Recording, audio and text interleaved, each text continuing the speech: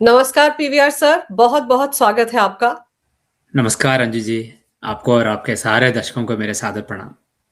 PVR sir, अगर हम Donald Trump की बात करें, जिस तरह का उन्होंने वेनेजुएला में किया, 30 मिनट में वो मदुरो को लेकर आ गए, उसकी पत्नी को लेकर आ गए। हाँ, तो आपने मेरे ही एक प्रोग्राम में कहा था कि जनवरी 2026 से लेकर मार्च 2026 तक डोनाल्ड ट्रंप कुछ ऐसी गलती करेंगे जिसके चलते उनकी गद्दी भी जा सकती है। ये आपने मेरे प्रोग्राम में कहा था, हाँ, पिछले हाँ, साल हमने किया था। हाँ, हाँ। तो मैं ये पूछना चाह रही हूँ कि क्या वेनेजुएला के साथ जो कुछ किया है ट्रंप ने, क्या ये वही गलती है? क्योंकि अभी आप देखो कि कमला हैरिस भी उठ खड़ी हुई हैं, ममदानी भी उठ खड़ा हुआ है, जो अमेरिकन सीनेट है उसको भी भरोसे में नहीं लिया डोनाल्ड ट्रंप ने, कांग्रेस से भी नहीं पूछा, सीधे उठकर अटैक करवा दिया। उन्होंने खुद प्रेस कॉन्फ्रेंस में कहा कि मेरे आदेश पर अमेरिकी फोर्सेस ने मदुरो के यहाँ हमला किया और उसको उठाकर ले आए। तो क्या ये गलती कहीं भारी पड़ सकती है डोनाल्ड ट्रंप को? ये इंटरनेशनल लॉ जो है उसके हिसाब से ये गलती है, ये बेसिकली इलीगल है जो यूएस ने किया है। मगर अगर आप बलवान हो तो कुछ भी कर सकते हैं। और अमेरिका जो है वो बलवान है। और जैसे आपने कहा था, कमला हैरिस, जोरन ममदानी, बहुत सारे डेमोक्रेटिक लीडर और कुछ रिपब्लिकन लीडर्स भी इसके साथ एग्री नहीं करते हैं। वो समझते हैं कि वार डिक्लेयर करना कांग्रेस सेनेट का काम है और उन्होंने बेसिकली इलीगली ये किया है। जो भी ये किया है वो इलीगली किया है। और कुछ लोग मानते हैं कि इंटरनेशनल लॉ को भी ब्रेक किया है। इसलिए ये जैसे मैंने कहा था आपके शो में, वो कुछ गलतियां कर सकते हैं जो उनके उनके गले में बेसिकली फांस बन एक जाएगा। फांस बन सकती हैं आगे वाले काल में। ये जरूर एक ऐसा काम है, मगर ये ऐसा काम नहीं करेगा जैसे हम समझते हैं कि सेनेट कुछ मोशन पास कर लेगा कि ये इलीगल है और ट्रम्प को बेसिकली अकाउंटेबल रखेगी। वो नहीं होगा। वो कोशिश करेगा सेनेट, मगर कुछ नहीं होगा उससे। और इंटरनेशनल लॉ को जो ब्रेक किया है, अगर आईसीसी में कुछ प्रोसीडिंग शुरू होते हैं तो भी यूएस बेसिकली इग्नोर करेगा। जैसे मैंने कहा है, अगर आप बलवान हैं, आपके पास ताकत है, तो कुछ भी कर सकते हैं। और इस तरह नहीं होगा। ये जो यूएस ने एकपक्षीय निर्णय लिया है, इंटरनेशनल कम्युनिटी को कॉन्फ्रेंस में नहीं लेते हुए और यूएस के लेजिस्लेटिव को भी कॉन्फ्रेंस में नहीं लेते हुए, जो एक पक्ष निर्णय यूएस ने लिया था, पर्टिकुलरली ट्रंप ने लिया था, ये बेसिकली चीन को बहुत नाराज बनाया होगा। और इससे जो चीन कदम उठाएगा आने वाले महीनों में, वो बेसिकली यूएस इकॉनमी पे, अगर ट्रंप को आप बेसिकली ट्रंप को चोट पहुंचाना चाहते हैं तो यूएस इकॉनमी को चोट पहुंचाना चाहिए। क्योंकि अगर जो भी रिपब्लिकन लीडर्स हैं वो बेसिकली कुछ कहेंगे, मगर वो सब दिखावा होगा। वो सब ट्रंप के साथ खड़े होंगे। वो ट्रंप को तब बेसिकली डंप करेंगे जब यूएस इकॉनमी डीप ट्रबल में है। और पर्टिकुलरली नवंबर 2026 में जो चुनाव है उसमें रिपब्लिकन पार्टी बुरा करे तो तब बेसिकली जो भी रिवोल्ट है ट्रंप के खिलाफ, जो अभी चुपके चुपके है, वो बेसिकली बाहर आ जाएगा। और तब जो भी ट्रंप के खिलाफ जो भी ट्रंप के दुश्मन है रिपब्लिकन पार्टी में, वो ट्रंप को बेसिकली हटा सकते हैं। जेडी वैंस और एलन मस्क को उनका सपोर्ट मिल सकता है। मगर मेरा मानना है कि वो लेट 2026 में और अर्ली 2027 में होगा। मगर उसके लिए जो यूएस इकॉनमी को वीकन करने के लिए जो भी मूव्स चीन को उठाना पड़ेगा, चीन शायद उठाए या ना उठाए इस तरह सोच रही होगी। मगर जो ट्रंप ने किया है वेनेजुएला के साथ, वो चीन को एम्बोल्डन करेगा, चीन को बेसिकली इतना नाराज बनाएगा कि चीन बेसिकली मजबूर होके वो कदम उठाना पड़ेगा आने वाले कुछ महीनों में। इसलिए एवरीथिंग गोज थ्रू इकॉनमी। जो भी अब यूएस ने किया है उसका सटिल मोटिवेशन भी इकॉनमी था। मगर जो अब चीन करने वाला है यूएस के साथ, वो बेसिकली इकॉनमी पे वार होगा। और एक बात है कि चीन का इकॉनमी भी स्ट्रगल करेगा इस साल में। ये साल चीन के लिए बहुत बुरा साल है 2026। सो चीन का इकॉनमी अगर स्ट्रगल कर रहा है तो वो बेसिकली डूबते हुए यूएस को भी डुबाने के लिए कुछ बड़ा करेगा आने वाले महीनों में। वेनेजुएला के पूर्व प्रेसिडेंट निकोलस मादुरो का भविष्य कैसा दिखता है? अब वो अमेरिका के कब्जे में है, उन पर बड़ी जल्दी केसेस भी शुरू होने वाले हैं, ट्रायल शुरू होने वाला है, आनन फानन में सजा का ऐलान भी कर दिया जाएगा। क्या दिखता है आपको? क्या रिहाई के कोई चांसेस है या फिर लंबी सजा?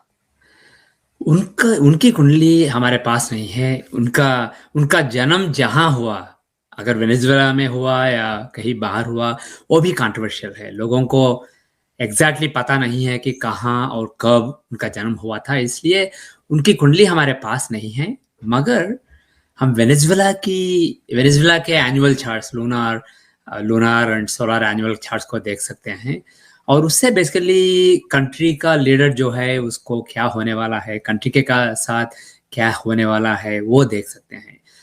ये एक बात यहाँ एस्ट्रोलॉजी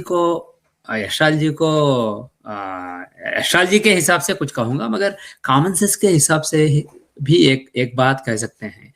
ये जो मदुरो हैं, निकोलस मदुरो हैं, वो दूध से धुले हुए नहीं हैं। वो इलेक्शन अगर आप 2017, 2018, 2019 में जो हुआ था वेनेजुएला में, वो देखेंगे तो वो डेमोक्रेसी को सस्पेंड किए थे। वो अपने जो दुश्मन थे, या दुश्मन नहीं, अपोजिशन जो थे, उनके साथ आयरन फिश के साथ बेसिकली उनको कुचल दिया था। वो दूध से धुले हुए नहीं है Nicolas Maduro. He gets what he deserves. मगर वेनेजुएला के पिछले लूनार न्यू ईयर चार्ट को देखते हैं तो दशांश चक्र जो लीडर्स, एग्जीक्यूटिव और पॉलिटिक्स को दिखाता है देश के अंदर, उसमें द 10th लॉर्ड दशमेश जो देश के राजा को दिखाता है, वो व्यय स्थान में है, और बाधकेश से भी जुड़े हुए हैं, और षष्ठेश जो शत्रु को दिखाता है उससे भी जुड़े हुए हैं। इसलिए ये होना था कि जो भी देश के राजा हैं उनको बेसिकली गिर जाना इस साल में बहुत ही संभव था, और वो हो गया है। और मुझे ऐसा नहीं लगता है कि कुछ राजनैतिक स्थिरता होगी वेनेजुएला में। आने वाले कुछ महीनों तक अस्थिरता रहेगी, मगर जुलाई 2026 के बाद जो साल आने वाला है वो वेनेजुएला के लिए बेटर ईयर है। इसलिए मुझे ऐसा लगता है कि जो मदुरो यहाँ यूएस के कब्जे में आ गए हैं, न्यूयॉर्क में हैं, उनके साथ बहुत बुरा होगा, और वो फिर से नहीं लौटेंगे। लेटेस्ट न्यूज़ में पढ़ा है कि उनके जो वाइस प्रेसिडेंट हैं वो इंसिस्ट कर रहे हैं कि मदुरो ही प्रेसिडेंट है, उन्हें वापस भेज दीजिए, वही हमारे लीडर हैं। मगर मुझे नहीं लगता है कि ऐसा कुछ होगा। वो बेसिकली जो भी उन्होंने किया है उसके लिए वो यूएस में भुगतेंगे, और जो उनके बाद लीडर बनना चाहिए, प्रेसिडेंट, अध्यक्ष बनना चाहिए वेनेजुएला के लिए, उसको लेके बहुत सारा हंगामा होगा।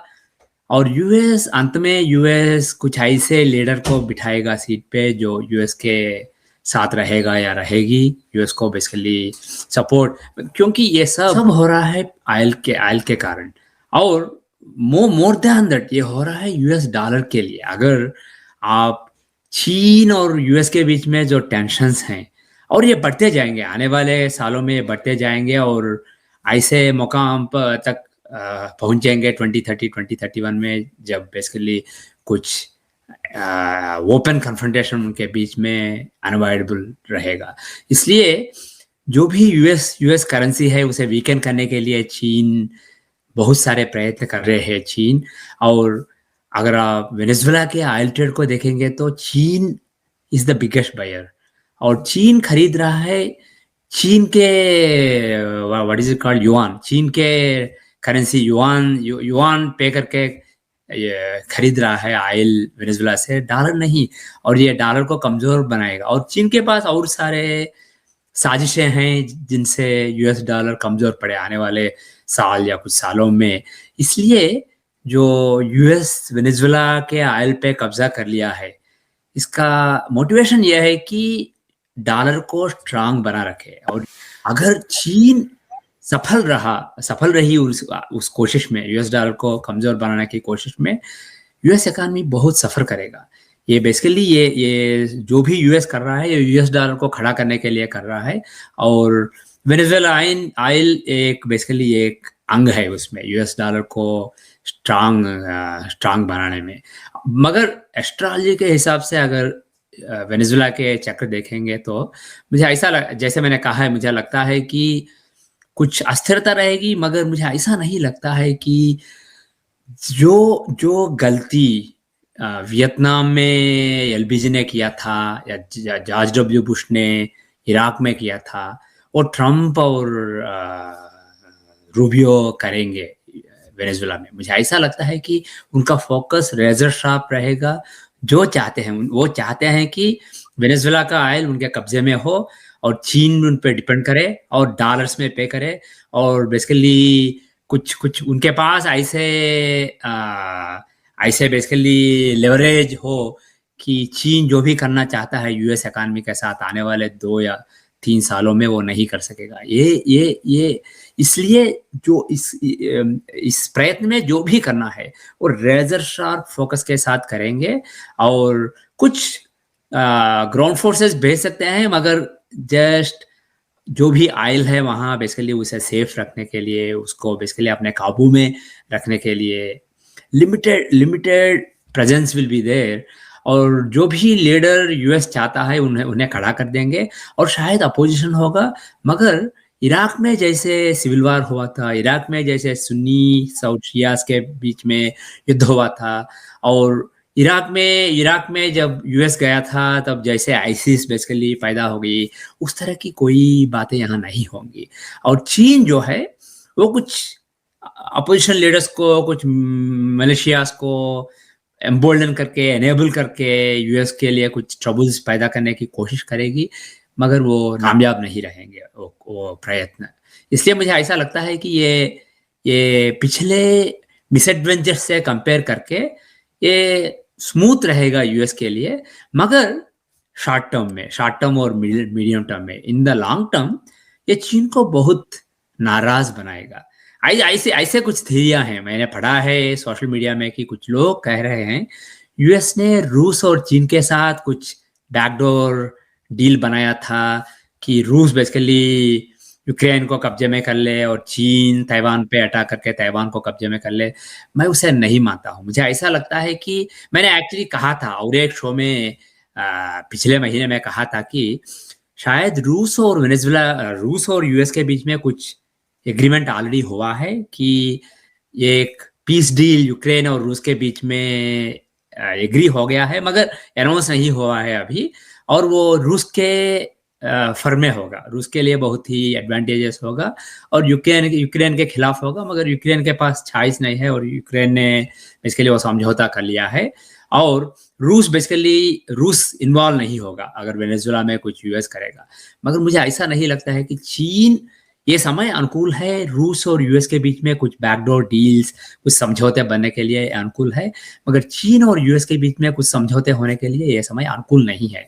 सो इसलिए मुझे ऐसा नहीं लगता है कि यूएस इज ओके विथ चीन गोइंग आफ्टर ताइवान, उसी तरह चीन is not okay with US going after Venezuela. So मुझे ऐसा लगता है कि चीन बेसिकली अपने आप को ऐसे सरप्राइज है, और यूएस बेसिकली उन्हें शॉक दिया है, उन्हें अब नहीं मालूम क्या करना है, मगर वो बहुत ही कंफ्यूजन में है, बहुत ही नाराज है, और कुछ दिन सोच के, कुछ हफ्ते सोच के वो ऐसा करेंगे कि यूएस को भी ऐसा शॉक दे कई और बेसिकली। इसलिए ये जो कोल्ड वार है चीन और यूएस के बीच में, ये वेनेजुएला में जो यूएस ने किया है ये बहुत बड़ा है, और चीन को ये नाराज बनाएगा, और इस कोल्ड वार में अगला स्टेप चीन लेगा कहीं और।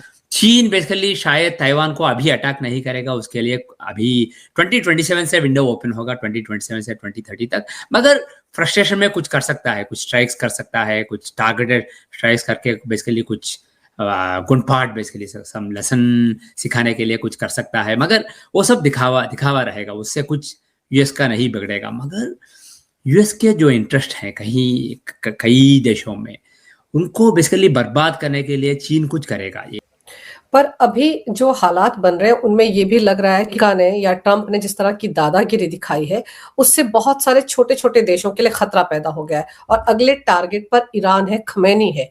आपका गणित क्या कहता है? क्या डोनाल्ड ट्रंप वेनेजुएला में रुक जाएंगे, या जो जो देश उनकी रडार पर हैं वहां पर भी ये खेल खेला जाएगा? जो भी देश यूएस के खिलाफ काम कर रहे हैं, रूस को या पर्टिकुलरली चीन को, रूस से भी बड़ा दुश्मन यूएस का है चीन। ये बेसिकली ये एरा है चीन और यूएस के कोल्ड वॉर का। इसलिए जो भी चीन को बेसिकली बेसेस दे रहा है या चीन के साथ युआन में ट्रेड कर रहा है, जो भी चीन को बहुत सारा ऑयल भेज रहा है या बहुत सारे रेयर मटेरियल्स, रेयर एलिमेंट्स भेज रहे हैं, उनको केयरफुल रहना चाहिए, क्योंकि यूएस की नज़र उनकी तरह पड़ सकती है। और जो भी बेसिकली यूएस के स्ट्रैटेजिक इंटरेस्ट में है, अगर आप रिमेंबर करते हैं तो ग्रीनलैंड की बात हुई थी। ट्रंप ने बताया कि वो ग्रीनलैंड पे कब्जा कर लेंगे, ग्रीनलैंड बेसिकली अमेरिकन टेरिटरी बन जाएगा। क्योंकि ग्रीनलैंड बहुत ही नॉर्थ में है, और जो भी नए ट्रेड रूट रूस डेवलप कर रहा है उन पे वो बेसिकली उस रास्ते में होगा। सो कुछ कर सकते हैं वहां पे। सो इसलिए वहाँ स्ट्रैटेजिक इंटरेस्ट है। अगर ट्रेड को लेके, नेचुरल रिसोर्सेस को लेके जो भी सेंसिटिव पॉइंट्स हैं उन पे यूएस हमला करना चाहेगा। ये एक बात यहाँ मैं कहूँगा, पिछले कुछ दशाब्दों से लोगों के मन में ऐसा नोशन है कि ये एक वर्ल्ड ऑर्डर, एक मैच्योर वर्ल्ड ऑर्डर है और कोई दादागिरी नहीं करेगा। जो भी बेसिकली करना चाहता है वो सारे देशों के साथ मिलजुल के यूनाइटेड नेशंस को कॉन्फ्रेंस में लेके उनके बेसिकली उनके प्रूव करने के बाद ही करेंगे।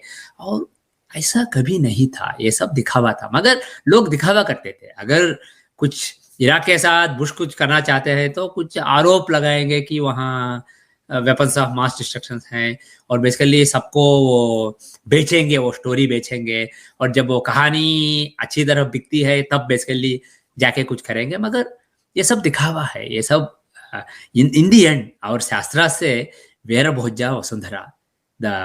उसका अर्थ है कि जो भी जिसके साथ जो ताकत वाला है वो बेसिकली इस भूमि को और भूमि में जो नेचुरल रिसोर्सेस है उनको बेसिकली एंजॉय कर सकता है।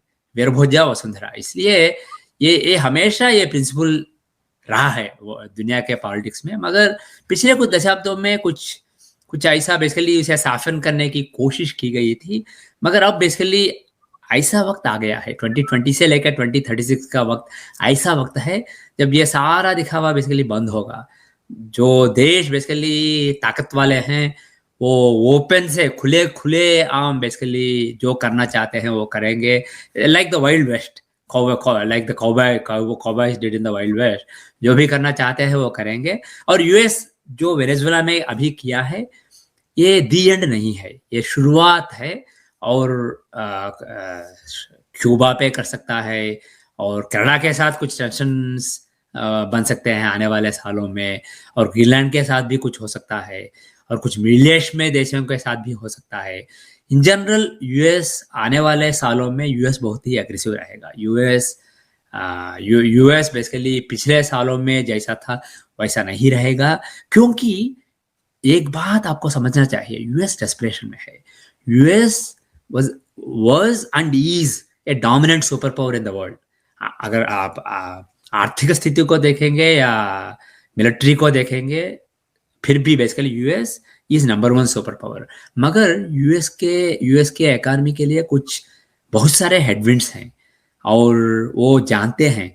और चीन का इकोनॉमी जो बढ़ रहा है वो बेसिकली यूएस डॉलर को डायरेक्टली चैलेंज कर रहा है। इसलिए ये सर्वाइवल के लिए, सर्वाइवल का मतलब ये नहीं है कि यूएस गिर जाएगा, यूएस नहीं गिरेगा। यूएस जैसे मैंने पिछले कहा है, यूएस यूके जैसा रहेगा, बेसिकली नंबर 1 सुपर पावर से बिग पावर बेसिकली बन जाएगा, जैसे यूके बना था 1940s 1950s में। सो उसे स्टॉप करके जैसे अनक्वेश्चन नंबर 1 स्टेट पे रहा है अभी यूएस है, उसी स्टेट पे बेसिकली कंटिन्यू करने के लिए जो करना है वो करने के लिए यूएस डेस्परेट है। सो जो भी यूएस अभी कर रहा है वो डेस्परेशन से हो रहा है, और ये डेस्परेशन बढ़ेगा। जैसे चीन और यूएस के बीच में कोल्ड वार है, ये अभी गरम हो रहा है। ये कोल्ड वार कई सालों से था मगर अभी गरम हो रहा है, और ये वेनेजुएला से और बहुत गरम बनाएगा, एग्रीवेट करेगा और गरम होगा ये कोल्ड वार। और जो चीन अगला कदम उठाएगा बेसिकली यूएस को और डेस्परेट करेगा वो। इसलिए ये समय है यूएस बेसिकली एग्रेसिव बनने का और छोटे छोटे देशों पे बेसिकली छोटे देशों का अपना सामंत बना के जो भी वहाँ नेचुरल रिसोर्सेस हैं उन्हें यूज करने का और उन्हें अपना बेस बनाने का, और चीन जो बेसिकली कोशिश कर रहा है वहाँ इन्फ्लुएंस बनाने का, उसे बेसिकली खत्म करने का, ये सब यूएस करेगा आने वाले सालों में। अगर बात रही ईरान की, आपने पर्टिकुलरली ईरान के बारे में पूछा है, ईरान के लिए आने वाले 2 साल बहुत बुरे हैं। ईरान में जो भी सड़कों पे लोग आ रहे हैं, जो भी विप्लव है वो बढ़ता जाएगा। आने वाले 2 साल ईरान के लिए बहुत बुरे हैं और पर्टिकुलरली आने वाले 4 महीने ईरान के लिए बहुत बुरे हैं। ईरान के एनुअल चार्ट्स को और शनिगुरु युति कुंडली को देख के ऐसा लगता है ईरान का इंडिपेंडेंस चार्ट एग्जैक्ट चार्ट नहीं है, लीडर्स के चार्ट्स नहीं है, मगर मंडेन चार्ट्स को देख के ऐसा लगता है कि आने वाले 3-4 महीने इन द लॉन्ग टर्म 2 साल ईरान के लिए बहुत बुरे हैं। और ईरान में जो अभी रेजिम है ये रेजिम चेंज हो सकता है और ये रेजिम को गिरा के बेसिकली और एक लीडर आ सकता है। और अनदर थिंग, जो भी इस्लाम और मुल्लाओं का रूल है वहाँ पे, जो भी इस्लाम का पकड़ है ईरान पे, वो बहुत ही कमज़ोर पड़ सकता है आने वाले 2-3 सालों में, बहुत कमज़ोर पड़ सकता है। और जो बहुत पुराना धर्म है वहाँ का ज़ोरोस्ट्रियनिज़्म, वो बेसिकली फिर से वापस आ सकता है। ये ईरान के शनिगुरु युति चक्र में विंशांश चक्र को, नवाम चक्र को देख के मुझे ऐसा लगता है कि उनका जो पुराना धर्म है वो वापस आने की बिल्कुल संभावना है। इसलिए मुझे लगता है कि ये ईरान में बहुत सारे चेंजेस, बहुत सारा बदलाव होगा आने वाले सालों में। पर एक तरफ तो डोनाल्ड ट्रंप कहाँ तो यूक्रेन और रशिया का वॉर रुकवाने जा रहे थे, उनको लग रहा था अगले साल का उनको नोबेल पीस प्राइज मिल जाएगा, और कहाँ वेनेजुएला के साथ उन्होंने ये हरकत कर दी। तो ये जो दोहरा चेहरा सामने आया है डोनाल्ड ट्रंप का, ये चेहरा उनको भारी पड़ेगा, डबल स्टैंडर्ड है, और यूक्रेन और रशिया के वॉर को रुकवाने की जो वो कोशिश कर रहे थे उसको तो झटका लग गया। मुझे ऐसा नहीं लगता है कि ये झटका है ये रूस और यूक्रेन के बीच में समझौते के लिए। मुझे यकीन है कि कुछ समझौता अभी हुआ है, पुतिन और ट्रंप के बीच में कुछ समझौता हुआ है, और एक ऐसा पीस एग्रीमेंट जो रूस के फर्मे है और यूक्रेन के खिलाफ है, वो बेसिकली ट्रंप उसे मान गए।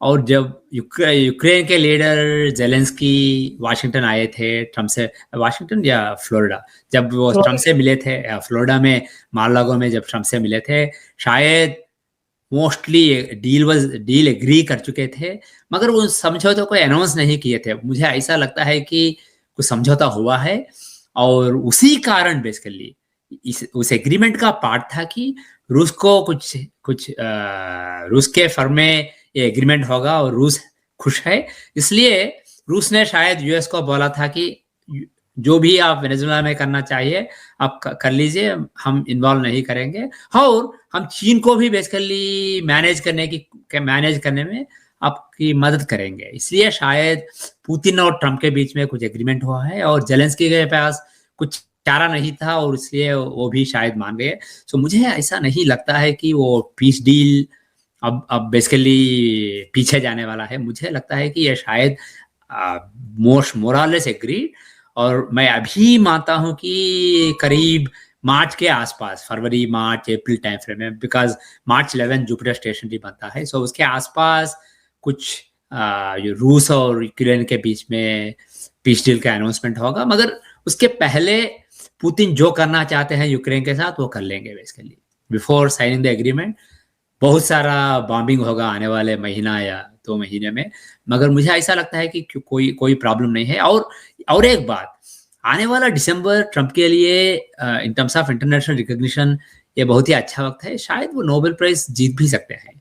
ईरान और इजराइल के बीच में जो युद्ध हुआ था, शॉर्ट टर्म युद्ध, उसे रोकने के लिए और उनके बीच में कुछ डील बनाने के लिए, not Iran, the Gaza Israel peace deal बनाने के लिए, वो शायद टिकेगा नहीं बहुत देर तक, मगर बनाने के लिए मिलेगा, या रूस और यूक्रेन के बीच में पीस डील बनाने के लिए मिलेगा, शायद उन्हें नोबेल पीस प्राइज मिल ही जाएगा, अंत में मिल ही जाएगा शायद। वो अगर वो डिजर्व करते हैं या नहीं, लोग अपना ओपिनियन रख सकते हैं, मगर शायद मिल जाएगा।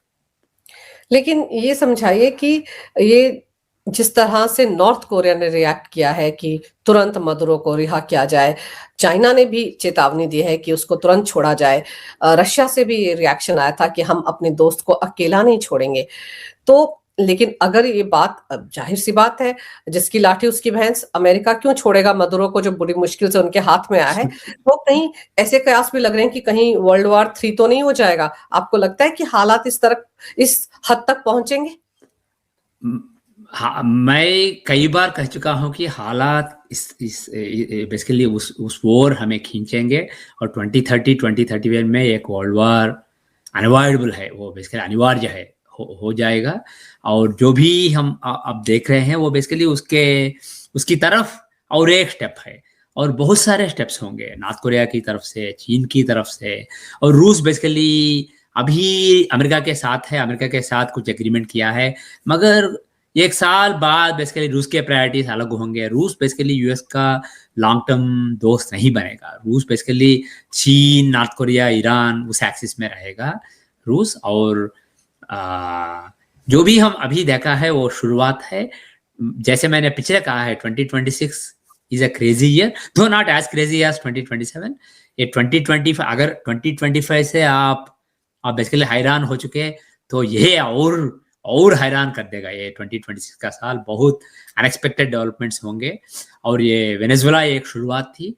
आने वाले महीनों में और बड़े कदम देखने को मिलेंगे, जो कुछ बेसिकली बाहर से देखने को मिलेंगे, कुछ बेसिकली पीछे बिहाइंड द स्क्रीन्स हो जाएंगे, मगर बिहाइंड द सीन हो जाएंगे, मगर उनका असर पड़ेगा इकोनॉमी पे। और जो भी यूएस चाहता है, जो भी चीन चाहता है, वो बहुत basically they will be at loggerheads. इसलिए ये कोल्ड वॉर बहुत हार्ड बनेगा, आने वाले साल में बहुत गर्म बन जाएगा, इकोनॉमी पे असर पड़ेगा। लेकिन इस पूरे खेल में भारत की कुंडली आपको क्या दिखाती है? भारत कहाँ रहता है? ये जो हमारे आसपास का इलाका है, बांग्लादेश है, पाकिस्तान है, यहाँ पर हालात इस साल कैसे रहने वाले हैं? मुझे ऐसा लगता है कि भारत कुछ एग्रेशन करेगा पाकिस्तान और बांग्लादेश के साथ आने वाले सालों में, मगर जो भी बांग्लादेश के खिलाफ भारत एक्शन लेगा वो बेसिकली बहुत ही टारगेटेड होगा।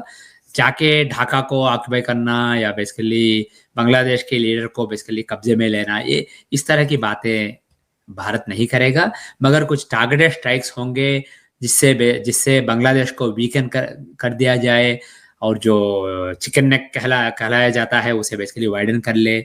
उस तरह की कदम भारत ले सकता है आने वाले कुछ महीनों में।